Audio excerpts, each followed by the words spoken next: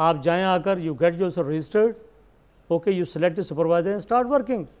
जो टफ काम है, जहाँ पर आपको कोर्स वर्क करना पड़ता है, जहाँ आपकी हड्डियाँ गला देते हैं, वो एक यूनिवर्सिटी में होता है, दूसरी यूनिवर्सिटी में काम ही नहीं है। तो हो ये रहा है कि लोग यहाँ से HEC के पास पैसा बढ़ा था और कई आर्टिकल छपे जी कि उनको समझ नहीं आ रही हम पैसा कहाँ खर्च करें। तो जिसको यानी जो आदमी अपनी एप्लीकेशन नहीं लिख सकता सही, वो भी बाहर चला गया ग्लासगो में, इसी यूनिवर्सिटी से गया, नाकाम आ गए, सैर करके आ गए, किसी ने पूछा ही नहीं। जिसकी बॉन्ड का जिक्र कर रहे हैं और ये साहब, ये बात दुरुस्त है। इस यूनिवर्सिटी के असातिज़ा और मुलाजमीन भी, मैं इस यूनिवर्सिटी की बात करूँ, गए सैर सपाटा करके वापस आ गए। तो कोई चेक नहीं है। एक तो ये है कि यूनिवर्सिटियों की अपने बाकायदा रेटिंग होती है, उनकी एक्रीडिटेशन काउंसिल होती है, और हर यूनिवर्सिटी का हर डिपार्टमेंट एक क्लास नहीं होता, उसके अंदर होता है जी कि ये यूनिवर्सिटी का एस्ट्रोनॉमी डिपार्टमेंट अच्छा है, इस यूनिवर्सिटी का जर्नलिज्म डिपार्टमेंट अच्छा है, तो उनकी वजह शोहरत वो शोबे बनते हैं। शगुफ्ता खान, आप बताइएगा कि आखिर वो क्या चीज़ है जब आपके पास स्टूडेंट्स आते हैं बाहर जाने के लिए? मेरे पास जो एक्चुअली आते हैं स्टूडेंट, वो अंडर ग्रेजुएट आते हैं। एग्जैक्टली जिनकी PhD लेवल हमारे पास नहीं आता है। जो मोस्टली स्टूडेंट हैं वो मिडिल क्लास फैमिली से भी बहुत ज़्यादा आ रहे हैं। रीज़न यही है कि यहाँ पे पाकिस्तान में इस वक्त कोई भी स्टूडेंट ऐसा नहीं आपको मिलेगा जो स्टडी भी कर रहा है और जो अर्न भी कर रहा है।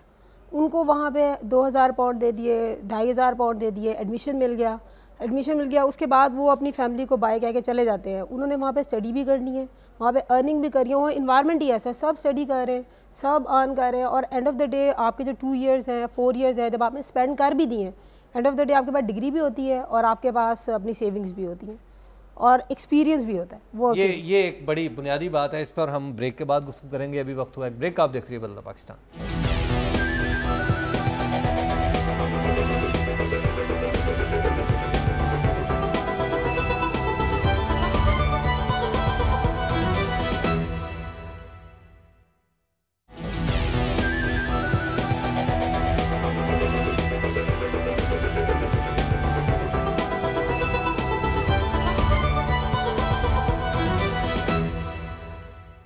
बदलता पाकिस्तान में एक बार फिर खुश आमदीद। अभी ब्रेक पर जाने से पहले जो बात हुई वो ये थी कि अंडर ग्रेड स्टूडेंट्स जो हैं, यानी ग्रेजुएशन करने के लिए बाहर जाने वाले स्टूडेंट्स की तादाद इसलिए ज़्यादा है कि मिडिल क्लास के लोग हैं और वो चाहते हैं कि उनका बच्चा या बच्चा खुद ये चाहता है कि वो बाहर जाए, पढ़े भी, तजर्बा भी हासिल करे और तालीम भी हासिल करे। और ये सब ये कोई ऐसी नामुमकिन बात है जो पाकिस्तान में नहीं हो सकती? बिल्कुल मुमकिनात में से। देखें, बाहर के आप यूनिवर्सिटीज़ को देख लें, अगर आप ज़हीन हैं और आप इस काबिल हैं कि उस यूनिवर्सिटी में पढ़ सकते हैं, तो आप इस वजह से यूनिवर्सिटी के दरवाजे से बाहर नहीं फेंके जाएंगे कि आपके पास पैसा नहीं है। उनकी अक्सरियत फाउंडेशंस पे चलती है। दुनिया के बड़े बड़े सरमायादार जो हैं वो उनके अंदर इन्वेस्ट करते हैं। आप ये रॉकफेलर फाउंडेशन का स्कॉलरशिप आपके लिए हाजिर है, फलाना हाजिर है, नहीं है तो आपके पास ये बैंक आपको असिस्टेंस देता है, आप पे बैक लोन कर लीजिए, और नहीं है तो यूनिवर्सिटी के कैफेटेरिया में काम कर लीजिएगा।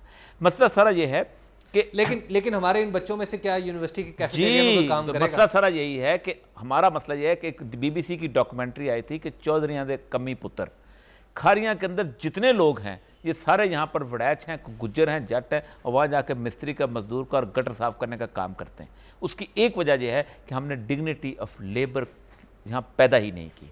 मैं अपने दफ्तर के अंदर अगर मेज़ ख़राब होती है तो मैं टिश्यू पेपर उठा के उसको साफ़ नहीं करता, घंटी बजाता हूँ, उसको कहता हूँ देखा नहीं सुबह से उसने मेज़ साफ़ नहीं की, वहाँ वो कर लेते हैं। हमने एक रिस्पेक्ट एसोसिएट नहीं की। एक तो बड़ी सही बात ये, मैं आपको बताऊँ, हमारा मसला ये नहीं, हमारा मसला एनवायरनमेंट का और ओवरऑल पूरी सोसाइटी का, ब्यूरोक्रेटिक लेवल पे भी, टीचर्स लेवल पे भी, बाकी जगह पे भी हो गया। हम फैसले ही नहीं करते कि किसी तो इसी यूनिवर्सिटी के अंदर आप अगर एक प्लान करके एक फाइनेंशियल सपोर्ट का पूरा सिस्टम बिल्ड कर दें, मतलब यूनिवर्सिटियाँ मौजूद है, मैं नाम नहीं लेना चाहता, कि जहाँ पर लोग जाते हैं। मुझे याद है एक यूनिवर्सिटी, एक लड़का था उसको कोयटा में, वहाँ होता था, यहाँ की एक यूनिवर्सिटी थी, प्राइवेट यूनिवर्सिटी, यतीम हो गया, पैसे नहीं थे, उसको अफोर्ड किया गया, but he was such A talented boy. यहाँ वो सिस्टम नहीं है। स्टूडेंट काउंसलिंग सर्विस का एक दफ्तर किसी इस यूनिवर्सिटी की, हमारी पूरी उसके अंदर, ये बजाते खुद teacher as a counsellor, teacher पे डिपेंड करता है। बहुत बहुत अच्छे टीचर। मुझे याद है कि मैं जब इस यूनिवर्सिटी में दाखिला लिया था, मेरी अल्लाह बख्शे फौत हो गई डॉक्टर रिफत रशीद, मेरे स्कॉलरशिप थोड़ा सा लेट हो गया था 3, अपनी तनख्वाह से मुझे 200 रुपये देती नहीं वो।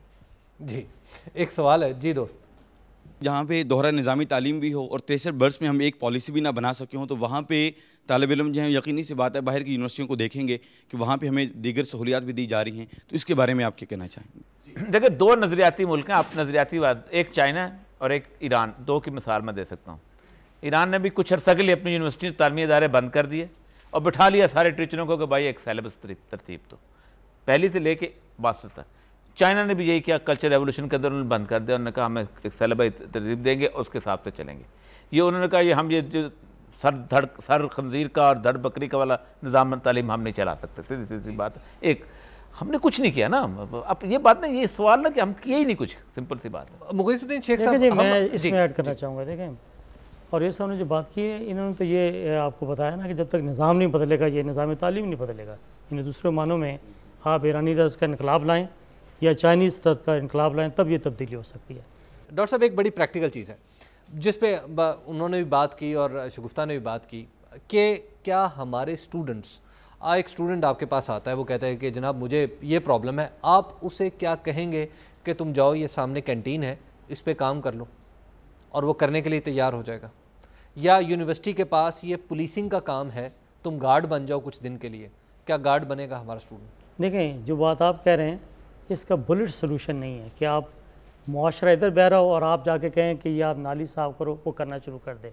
यस, अगर मैं इस डिपार्टमेंट की सफाई के लिए और झाड़ू देने के लिए मैं तरगीब देना चाहूँ तो पहले मैं खुद झाड़ू लेकर हेड ऑफ द डिपार्टमेंट मैं कहूँ कि आज मैं झाड़ू लेकर वरांडे को साफ़ करूँगा तो सारे बच्चे आएंगे। लेकिन बात यह है कि निज़ाम के अंदर देखें, एक जो समाजी तब्दीली होती है ना हबीब साहब, वो एक दिन में नहीं आती। समाजी तब्दीली, सोशल चेंज टेक डेकेड्स, कि लोगों के अंदर डिग्निटी ऑफ लेबर, जिसका और साहब ने जिक्र किया, इसके लिए आपका निसाबी कुतुब हैं, इसके लिए आपका क्या फैमिली सिस्टम है, इसके अंदर आपका मोहल्ला है, इसके अंदर आपके कम्युनिटी लीडर्स हैं, ये सब लोग माशरे के अंदर ये चीज़ पैदा करते हैं। तब जाके आप लोगों को कह सकते हैं, सिर्फ दरमियान में से कान से पकड़कर एकदम शाख से पकड़कर आप लोगों के अंदर तब्दीली नहीं ला सकते। लेकिन मेरा ख्याल है कि यहाँ पे एक चीज़ महले लेकिन लीडरशिप आज भी करे, माफ़ करना, लीडरशिप आज अगर टैक्स दे तो लोग टैक्स भी देंगे। मेरा ख्याल है डॉक्टर साहब, और मैं अपने पैनलिस्ट से भी और आप सबसे भी दरख्वास्त करूँगा, मेरा ख्याल है कि एक हम थोड़े से ग्रे एरिया में आ रहे हैं। वो ग्रे एरिया ये है कि यूनिवर्सिटी को आज तक हम समझते रहे हैं कि यूनिवर्सिटी इदारे को लीड, हमारे मुआशरे को लीड करती है, ना कि मुआशरे को रिफ्लेक्ट करती है। ये एक वो फ़र्क है मेरा ख्याल है कि जो यूनिवर्सिटी जामियात में और सोसाइटी में हमें बरकरार रखना चाहिए। मैं कुछ कहना चाहूँगी इस बारे में। आपने कहा कि वो क्या हम कैंटीन में जाके काम करेंगे, क्या हम लेबर वर्क करेंगे। आप ये क्यों नहीं सोचते कि वो लेबर वर्क क्यों कर रहे हैं? वो लेबर वर्क इसलिए करें कि दे आर बीइंग पेड, और वो पेड वेल है, उनको उसकी उनकी अफोर्डेबिलिटी है। यहाँ पे क्या मैं 2000 रुपये या 3000 रुपये में जो एक लेबर को मिल रहा है उसमें मैं तो कुछ भी नहीं अफोर्ड कर सकते ना। वो वहाँ पे लेबर वर्क भी कर रहा है और गाड़ी भी रखी हुई है। आप ये भी तो देखें ना। वो मैं बताऊं, मैं सिर्फ 6-7 महीने पहले मैं गया था, तो स्ट्रैटफोर्ड का इलाका है, तो वहाँ गाड़ी हमने खड़ी की तो 2 काले, आप उनकी शक्ल से बात से वैसे पता भी नहीं चलता, तो वो देख के कहता है कि योर कार नीड्स क्लीनिंग। तो मैंने कहा बिल्कुल आप कर लेंगे। तो शुरू में मैंने उससे गप लगाने से, तो he was actually studying in LLM और नाइजीरिया से आया हुआ था। उसने मेरी गाड़ी साफ़ की, उसके बाद उसने बड़ी गप्पे को लगाई, नाइजीरिया की सारी सियासत का उसको पता था, बहस का पता था। मैं ये नहीं, बुनियादी तौर पर मसला सारा ये है कि इस पूरी की पूरी इन्वायरमेंट के अंदर हमने उस बंदे को रिस्पेक्ट देना छोड़ दी है। और ये वक्त के साथ साथ इस यूनिवर्सिटी के अंदर आप हैरान होंगे, हम डिके में आए हैं, डेवलप कहाँ हुए, हम तो आगे जाना चाहिए था, हम तो वापस रिवर्स गियर में। जी डॉक्टर साहब, ये बात ये है कि हमारे स्टूडेंट्स जो हैं तालीम के लिहाज से बाहर के स्टूडेंट से कम नहीं हैं।